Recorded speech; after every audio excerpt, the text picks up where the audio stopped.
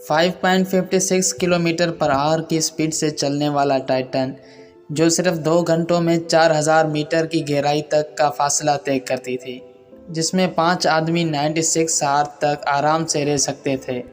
लेकिन ऐसा क्या हादसा पेश आया जो टाइटन में सवार लोग टाइटन के साथ समुद्र की गहराइयों में दफन हो गए।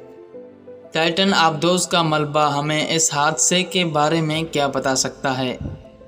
समुद्र के तह में मौजूद टाइटन आबदोज के मलबे से मिलने वाले तमाम अहम पुर्जे हारेजान आर्कटिक नामी बहरी जहाज़ ने माहिरीन तक पहुंचा दी हैं।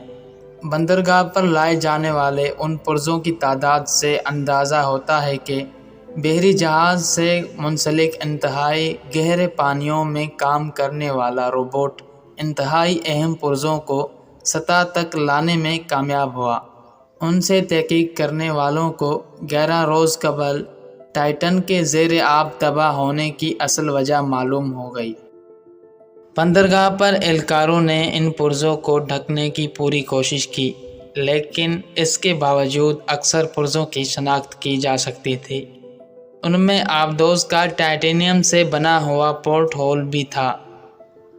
यह धात के बने डॉट होल के जैसा नज़र आता था और इसके बीच में मौजूद सुराख में दरअसल आबदोज से बाहर देखने के लिए मौजूद खिड़की नस्ब होनी चाहिए थी, जो मलबे में मौजूद नहीं है। इसकी मजबूती के हवाले से खदशात का इजहार किया जा चुका है कि आया ये 4 किलोमीटर की गहराई पर मौजूद आबी दबाव को बर्दाश्त कर पाएगी। ताहम इस खिड़की की गैर मौजूदगी के हवाले से ताहाल कोई नतीजा अखज़ करना कबल इस वक्त होगा। इसके अलावा बंदरगाह पर लाए जाने वाले पुर्जों में टाइटेनियम के रिंग्स भी मौजूद हैं। ये आबदोज के कार्बन फाइबर से बने मरकज़ी ढांचे के दोनों अतराफ़ पर मौजूद थी और ये इसके दोनों किनारों पर कैप्स से जुड़ती थी। इन पुर्जों के अलावा भी ट्रक्स पर मलबे के लिफाफे लादे गए। हमें ताहाल ये मालूम नहीं कि इनमें क्या है। क्या उनमें कार्बन फाइबर के ढांचे के टुकड़े भी मौजूद हो सकते हैं?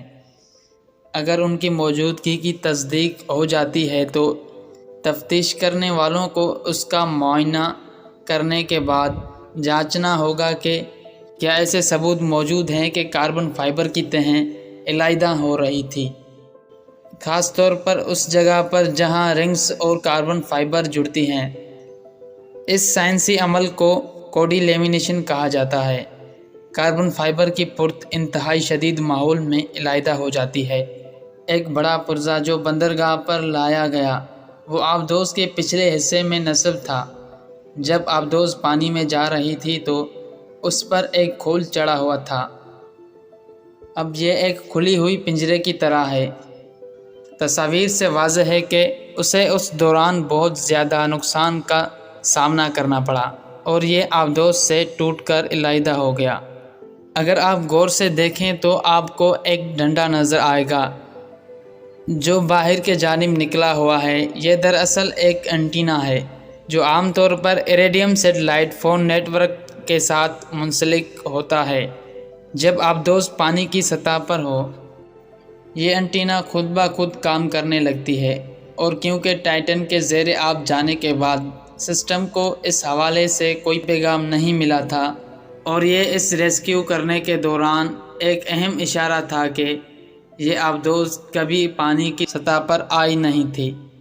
जो धात के बने लंबे डंडे ट्रक्स पर मुंतकिल की गई वो इस आबदोज की लैंडिंग फ्रेम के बकाया थीं, जिसके ज़रिए आबदोज वर्कशॉप या लॉन्च की जगह पर एक जगह खड़ी होने में कामयाब होती थी। ये बकाया टाइटेनियम के रिंग्स के साथ जुड़े हुए थे।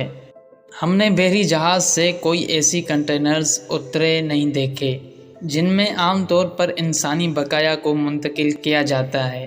रेस्क्यू टीम के साथ काम करने वाला कोस्ट गार्ड का कहना है कि उनके पास मुमकिना तौर पर ऐसी बकाया आ गए हैं।